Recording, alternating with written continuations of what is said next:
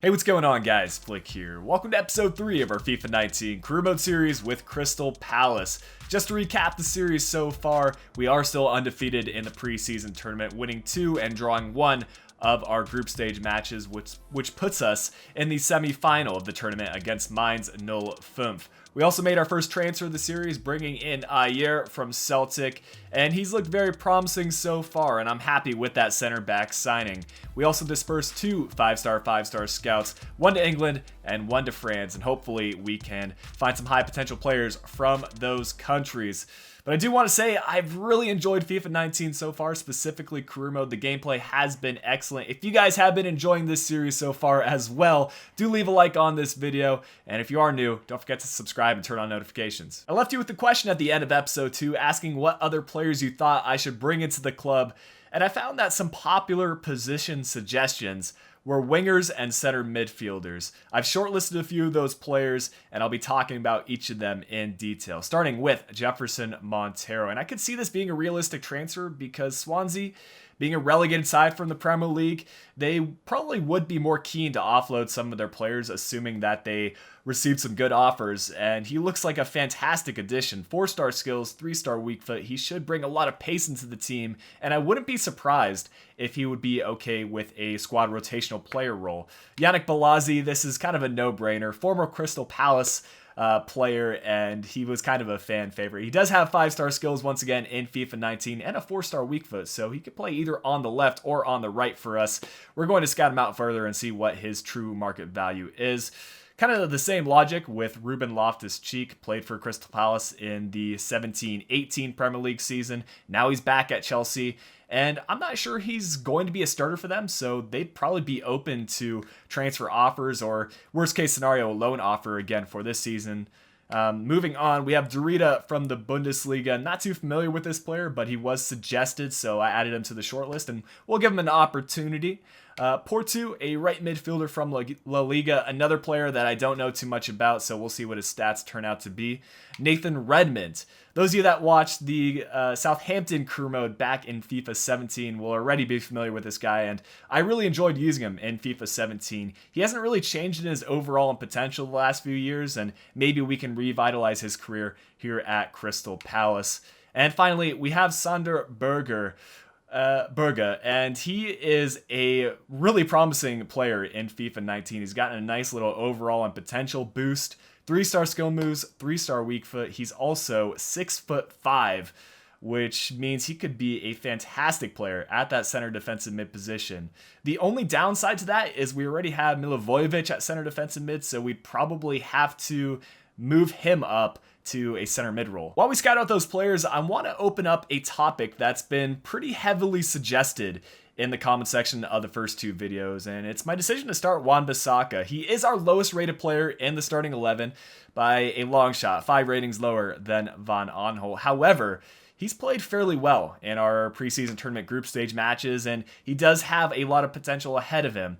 The question that I want to ask you is, do you think we should be signing a higher rated right back to start over Wan-Bissaka? I could see Wan-Bissaka being a future first team starter regardless. However, if you guys want to see a higher rated right back for this first season with Palace, then I'm willing to do so. Now that we brought in Ayer, I've switched up our player training moving forward, working on defending for Wan-Bissaka, Riedwald, and Ayer. Max Meyer still working on his finishing, and I've switched Sorloth over to dribbling trainings because I could see him acting more as a winger for us rather than a striker. Good news for us as we finally found another 5-star scout to add to our arsenal of youth scouts. And I asked in the last episode which country you wanted to see me scout, and I saw a couple of comments. And while there were a ton of great suggestions, I decided to go with this comment from Sudarshan asking me to scout out Latin America. We'll be dispersing this scout over to Mexico for 3 months for a goalkeeper. And the reason I decided to go with the goalkeeper is because we have 3 good options available with Guaita, Hennessy, as well as Speroni, but they're all at least 30 years old, and we need to add some more youth in that position. There's a few emails that we need to get through before we play this semi-final fixture against Mainz. First off, notice that we've been granted additional funds to our transfer budget for reaching the semi-final in the first place, so good news there. And then regarding Kirby, we're trying to send him out on loan, but these transfer talks continue to break down, but luckily we have another offer for Kirby. I'm hoping this one will work, and we're just going to keep on trying. Eventually, one of them will be successful, and we'll go on with that. So we'll accept this offer from Haken and see if Kirby agrees to the move. The final bit of business is regarding Scott Dan, and I put him on the transfer list because I think we need to offload one of our center backs now that we brought in Ayer. And with Dan already being 31 years old, he's not going to hit any higher of a rating. I think it is time for us to offload him and look to bring in some new, younger transfers to the club. His market value is set at 4.6 million, and Athletic Bilbao already deciding to offer more than that at 4.75 million, and we'll see if they're willing to up that to 5. So let's go ahead and actually delegate this over to our assistant manager. We'll start the offer at 5. We'll start it at 6 million and not sell them for anything less than the amount that they decide to go with. I'll keep you guys updated on any movements that go on with Dan. Having read all of your comments for the first 2 episodes, I made some slight modifications to our starting 11.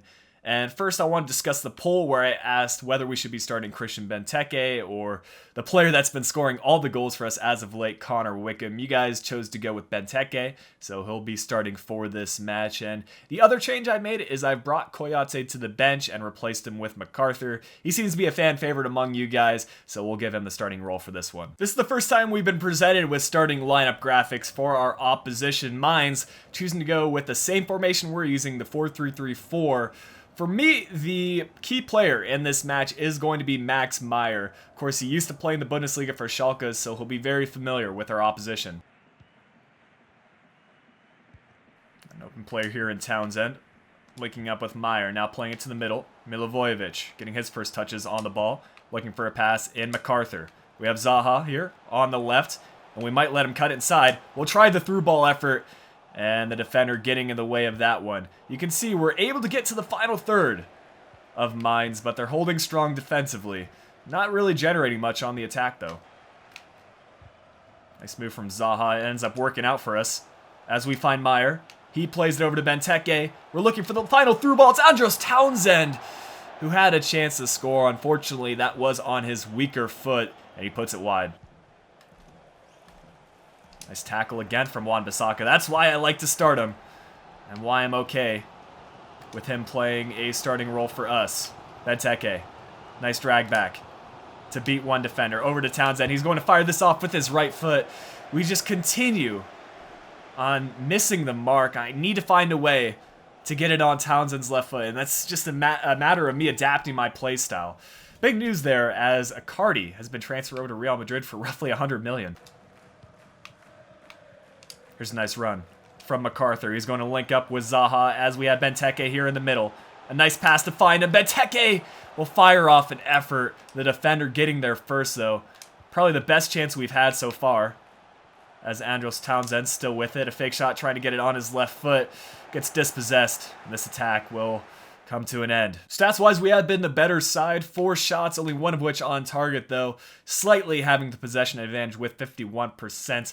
Mines haven't done all that much, and they haven't really been threatening moving forward. We need to find a way to get a clear-cut opportunity and make sure to shoot on our player's strong foot as well. Oh, that's a mistake. And it could be a costly one at that. Van Aanholt does well to recuperate, and we'll get forward. MacArthur finding Milivojevic. Christian Benteke making a nice run, but instead we'll use Meyer inside. Benteke over to Zaha. It's on his right foot. And he, again, couldn't get the shot off. Maybe one extra touch to his right, and a finesse shot would have been the right move there. With 30 minutes left to play, we're going to make some changes. MacArthur being brought off. And we're going to give Koyate a chance at that left center mid position. It's where he's been playing the last couple of fixtures, and he has experience playing there. In terms of other changes, I think we need to freshen up our wings. Sorloth, he is a left-footed player, so we'll swap him and Andros Townsend. Christian Benteke being changed for Wickham. We'll go with the cautious effort. Milivojevic. Over to Koyate. He scored a couple of goals for us, and he's just looking for an open chance. He'll get it over to Max Meyer. And again, immediately pressured by this Mainz defense, and we cannot get anything going. We'll try again, though, as Meyer finds Sorloth on his left foot. We'll send in a cross to Wickham. We're trying out some different tactics, and nothing is working. As we get forward to the last 15 minutes or so, I'm going to go attacking. And the reason for that is if this match is still level at the end of 90 minutes, we're going straight into penalties, which I do not like doing. So let's go for the win, and if we end up losing as a result, so be it. Looks like Mines are also going for the winner, as their center defensive mid has joined into the final third. Maybe we can get something going here with Wilfried Zaha. He has some support on the left. We'll play the over-the-top through ball to Koyate. He's done well so far, and he's done a nice skill move to beat one defender. No one really closing him down. Can he find a cross? Sending it in the middle. It's an easy save for the keeper. Well, they say practice makes perfect. I guess now's the time for us to practice penalties. It's unfortunate we couldn't find a way to break down this Mines defense. They played fairly well in the second half, to be fair. So I think being level at the end of 90 minutes is fair, and we'll see which team is better on penalties, as Milivojevic takes the first penalty kick for us. We'll try to put this one just off to the right. Hopefully the keeper stands still. We'll score first in this one. And now it's time for Guaita to step up. I'm going to be diving to my left, or I guess the keeper's right. And Deblasis with a cheeky chip to put this one equal again. Connor Wickham next up. He's going to put it off to the left. It was more towards the middle. Horrible penalty kick. And that's probably my own wrongdoing. I'm going to go again to the right. And a good penalty from the Mines player. They've looked very strong, and that's not surprising. We're playing on ultimate difficulty. There's probably very little room for error, and we need to start converting our own penalty kick. Zaha to the right, well placed in the corner. That's exactly what we needed. And what would be even better is if Guaita can pull off a save. To the left, he does pull off the save. We're equal again, and now it's a chance for us to go in front. Sorlot will try to place this one to the left. It's a well-placed penalty. Keeper's outstretched leg wasn't able to get there. And now it's about to get very interesting. The long run-up for Mateta. He's going to sprint. Puts it off to the right. Max Meyer doesn't have the best finishing stats, but let's see if his penalties are okay. He'll put it to the right. And it's wide of the post. Not exactly the penalty kick taker I wanted. Now it's time for Guaita to step up. We'll go to the left, and he goes right down the middle. Super unfortunate for us to go out that way.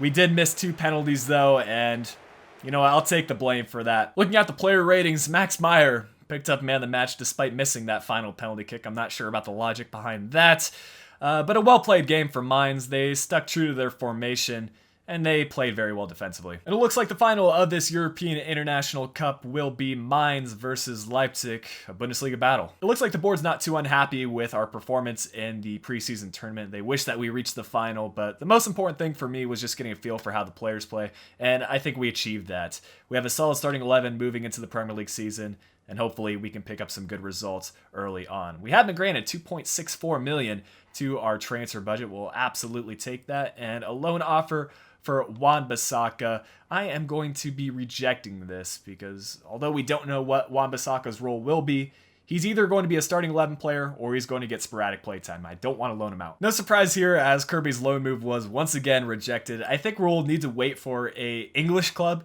to come in. Maybe he wants to stay within England. That's fair enough for a young player to get some experience. So it's just a waiting game until we get the right offer. Another transfer offer coming in, though, and this one for Kai. He doesn't exactly play a big role for us here at Palace. 22 years old already, only 67 rated, so I'm guessing his potential is in the mid-70s, which probably won't ever break him into the starting 11. So I am open to selling him, freeing up some of our wages and getting a little bit extra added to our transfer budget, especially since we do want to sign a winger in this summer transfer window. I'm just going to accept this straight away. It is below his market value, but I don't see many other offers coming in. We have an update on the Scott Dan deal, and Athletic Club Bilbao have agreed to pay us $5.1 million. I will absolutely take that for Scott Dan. That's a nice bit of business for us for a player who's going to start declining in his rating very quickly. So we'll be accepting this offer, and hopefully the contract negotiations go through successfully. Meanwhile, we have another loan offer for Wan-Bissaka. I'm not sure why clubs are interested in him, because he's been starting pretty much every preseason game for us, and I don't have him on the loan list. no surprise, I'll be rejecting this. And just to stop clubs from approaching us for him, I'm going to block all transfer offers for Wan-Bissaka. I will absolutely not be selling him in this first season. Unfortunately, it looks like the Kai deal did break down, so he'll be staying with the club for the time being. I'm hoping other clubs will be interested in him later down the line. Confirmation that Scott Dan has been sold, and we've had some more funds added to our transfer budget, and another loan offer for Kirby. Good news for us, as another club is interested in purchasing Kai, and it's going to be an offer of roughly $800,000. Again, it is below its market value, but I'll be accepting this. More transfer news coming in. This one, an offer for Papa Suare for $1.4 million from Cardiff City. Now, he's going to be our third choice left back, and that's why I placed him on the transfer list. I'm surprised Cardiff came in with an offer above his market value. So once again, I'm going to delegate this over to our assistant manager. I'm not going to sell him for anything less than what they offered, and we're going to start the negotiation at, let's say, 1 3/4 million. We have full evaluations back on all of our shortlisted wingers and center midfielders. What I'm going to do is start negotiating with clubs, and I'm going to update you guys once those deals are accepted, because a big factor in this decision is what the transfer fees are going to be, because if you look through all these player ratings, they're all roughly the same, being in the mid to upper 70s. So I'll update you guys in just a second. After doing some negotiating, I've had 3 transfer offers accepted for wingers. First off, Jefferson Montero from Swansea was accepted for $10 million. Yannick Bolasie from Everton was accepted for $7.8 million, and Nathan Redmond from Southampton also accepted for $10 million. So just looking at these players, Bolasie and Montero are both roughly the same age, let's say late 20s. I think Montero's price tag is a little bit high, especially for his market value of $8 million. $2 million above, it's just not going to work out for me, although he does look like an excellent player.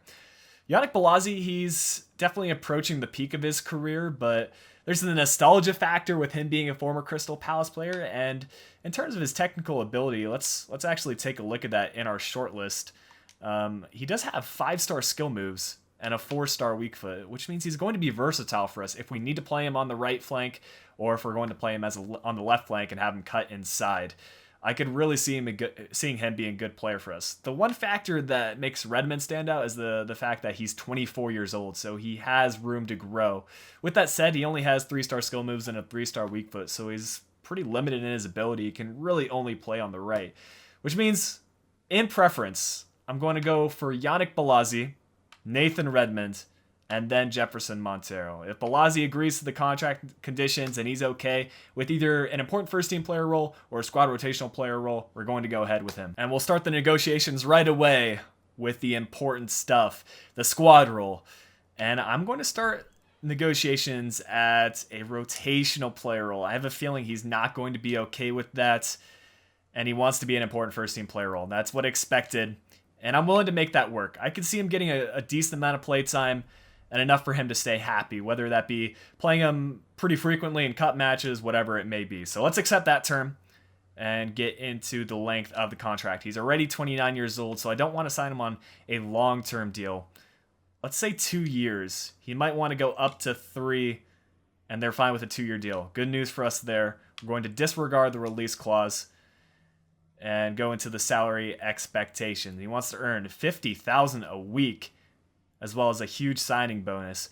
Well, first off, his wages are considerably lower than what they are at Everton, so that's a good point. And he's definitely going to be getting 10 appearances for us this season. With that said, with his wage being so much lower than what he's at currently, we're going to accept this deal and welcome Yannick Bolasie to the club. I'm super happy with this signing. I'm ready to test out those 5-star skill moves. We've had 2 transfer offers for center midfielders accepted. $11 million for Ruben Loftus-Cheek and $12.5 million for Sander Berge. Now, it's time for us to make a difficult decision. I think for our team, Loftus-Cheek would be the better addition. He's stronger moving forward into the attacking play, which is what he's going to act for us as a left center midfield player, rather than Sander Berge, who is a great center defensive mid, but I'm not sure he's ready to fit right into that left center mid position. So I'm going to enter negotiations with Loftus-Cheek. If that doesn't work out, though, we have a very capable second option in Berge. Straight off the bat, Loftus-Cheek wants an important first-team player role, and we'll accept that term. I could see him being that for us because he's going to fit right into the starting 11. And in terms of contract length, he wants to sign a 5-year deal. Again, I'm okay with that. He's going to be a long-term player for this club and probably stay in this team, hopefully, for the entirety of the career mode. Of course, disregarding the release clause and getting right into the wages. He's getting $67,000 at Chelsea right now. I'll see what he has to say about $60,000. It's below what he's currently being paid. But Chelsea are a big club, and they have more financial resources than what we have here at Crystal Palace. He's okay with that. And again, we can welcome our second transfer of the episode, Ruben Loftus-Cheek. With the exception of the right back position, depending on how you guys vote on the Wan-Bissaka situation, this is what we will be using moving forward in this career mode. I've put Loftus-Cheek in at the left center mid position for MacArthur, who, don't worry, will still be getting plenty of play time off the bench and in cup fixtures. We'll take a closer look at his stats. He does have light green for a lot of these mental/physical attributes, which is good. We're looking for a balanced midfielder at the end of the day. However, he has really nice dribbling with 81 ball control, 82 dribbling. Passing's not bad either with 81 long passing and 83 short passing, which is integral for this 4-3-3 formation, linking up the play with our attackers. Only 22 years old, 6'3", which is nice. He's going to win some aerial challenges for us. He's right-footed, medium-low work rates, 3-star weak foot. Surprisingly, he does have 4-star skill moves. I wasn't aware of that, and he already has the technical dribbler traits. Moving on to our other signing in Yannick Bolasie, while you guys can also take a look at our other substitute options available. He is going to have the highlight stat being 84 sprint speed, and then for his acceleration, 79, so not bad there. Not as quick as he used to be, but still quick enough regardless. However, the skill attributes is where he does flourish. 82 ball control, 84 dribbling. He is going to be a master on the wing.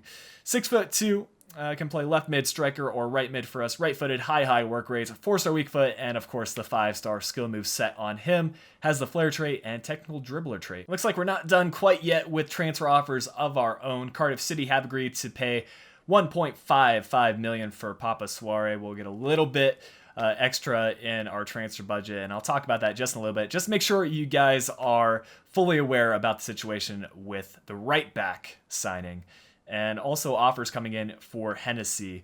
And the reason I'm choosing to sell him over other keepers is because he's already 31 years old. He's not going to be a starter for us, so it just makes the most sense. We don't need another keeper as highly rated as Guaita, and it just makes the most sense to move him along. Looks like Besiktas are offering more, so we'll start the negotiations there, and we'll delegate this over to our assistant manager. What I think I'm going to do for these offers, as I accidentally entered the screen, I'm going to go for at least $5 million for him. All right, good news for us, as Besiktas were willing to pay $6 million. That's more than I was expecting to get for Hennessy. An offer coming in for Jonathan Williams from Club Bruges, a fee of $1.5 million. I'm all right with that because although it's below his market value, he's at 70 rated. However, we have better center mid options, especially now that we have signed up Ruben Loftus-Cheek. So we're going to accept this offer from Club Brugge. Now, this is a really interesting deal. Fenerbahce are looking to sign James Tompkins for $10.2 million. That's well above his market value of $8 million. However, I don't really want to move him on quite yet. I know he's 29 years old. He's reaching the peak of his career, but I'm not trying to make too many changes to this Crystal Palace team. And we've been playing fairly well defensively, not really conceding many goals. I think just 1 goal out of 4 matches, which isn't a bad statistic at all. So for now, I'm leaning towards rejecting this offer. We'll see what other offers come in later, though. More bad news as Kai's deal to Banfield again has broken down. We'll have to wait for more transfer offers to come in. And we also have 2 monthly scouting updates. I'm going to do one of them right now and then save another one for the next episode. So we'll check out this one from Elias and this is the one from England. So I think you guys are going to be pretty happy about that. Unfortunately, the pool of players isn't exactly to the highest quality. We do have one option here with Aiden Cook, 69 to 94 potential, 40 to 56 overall. We'll check his value. Only at 100,000, not the best, but we're going to auto adjust our budgets and sign him up. See how well he does move on. Oscar Rose, not a bad talent either, but his potential is a little bit lower. so we'll pass on him. Dylan Hughes, though, 73 to 94 potential, 48 to 64 overall. Value higher at 160,000, so we'll sign him as well. Looks like Wayne Hennessy is ready for a move to Turkey. He was offloaded for $6 million, and we've had $4.4 million added to our transfer budget. Another offer coming in for one of our defenders, Napoli, big name club, coming in for Mamadou Sakho. For the same logic that I rejected the James Tompkins offer, I'm also going to reject this. Finally, we have some good news. Williams has been sold to Club Bruges for $1.5 million, and Kirby has been loaned out after rejecting, I think it was like 4 or 5 loan offers. He seems to be okay with a move to another English club, so he'll be set on to Rotherham United for the season. And another transfer offer coming in for Kaikai Cheponese, I think that's the Brazilian club, for $850,000. We'll be accepting that. Another offer for Kaikai, this one from Konyaspor. Seems like a lot of clubs abroad are interested in him and not too many teams here in England. I'm afraid he's going to be a similar case to Kirby where he doesn't want to move from England. Regardless, though, we're going to be accepting this, even though the offer is considerably lower than the last one we accepted. All right, we finally reached the point where it's time for us to play our first Premier League match. We had a lot of transfer talks to get into, and I'm almost glad we got knocked out in the semifinal of this preseason. Otherwise, this would have been a very, very long episode. But one thing I do want to leave you guys with is, first off, the transfer budget. That'll help you make a good decision regarding our right back position, and we have plenty left in our transfer budget, 20 million or so after we adjust the wages. So keeping that in mind, let me know in the comments section below what sort of right back options we should be looking at, and don't forget to get involved in the poll if you haven't already. Also, I wanted to go over a quick squad report, and I'm thinking about doing squad reports differently this year compared to how I've done them in previous FIFAs. Just really showing you the player growth overall change. Since we can filter it by that position or that category, we can only look at the players that have seen a +1 in their overall. First off being Wan-Bissaka, he's gone up +1 to his interceptions, +1 to his curve, +1 to his free kick accuracy, +1 to heading accuracy, +1 to marking, +2 to slide tackle and stand tackle. Flanagan, he's probably not going to play a role in this career mode, but he has gone up +1 in his overall, +1 to acceleration, +1 to agility, or actually +3 to agility, excuse me. +1 to finishing, +1 to heading accuracy, +2 to long passing, +1 to marking, +1 to short passing, +1 to standing tackle. Ayer already seeing growth, going up +1 to a 73, +1 to his jumping, which is an area he really does need to improve on. It helps that he's 6'5", but if he can be tall and be able to jump high, he's going to be unstoppable for us. He's also got up +1 to his sprint speed, +2 to his interceptions, +1 to finishing, +1 to marking, +2 to slide tackle, and +1 to standing tackle. Max Meyer, our new German talent, has gone up +1, reaching an 80 overall rating. Always good to see. +1 to his jumping and sprint speed, +3 to finishing, and +3 to long shots, +1 to short passing, +2 to shot power, and +1 to stand tackle. Final player to see some growth is our new signing, Ruben Loftus-Cheek, +1 to his overall to a 78. He's got +1 to reactions and vision, +1 to finishing and long shots, and finally +2 to his volleys. Considering that this episode is stretching along and I think this is the best segue point we're going to have, I'm going to bring this episode to a close, and you guys can look forward to our first Premier League match in episode 4 against Fulham. If you did enjoy this episode of the Crystal Palace Career Mode, don't forget to leave a like down below, subscribe if you are new around here, but until next time, this has been Flick. I'll be talking to you guys again soon.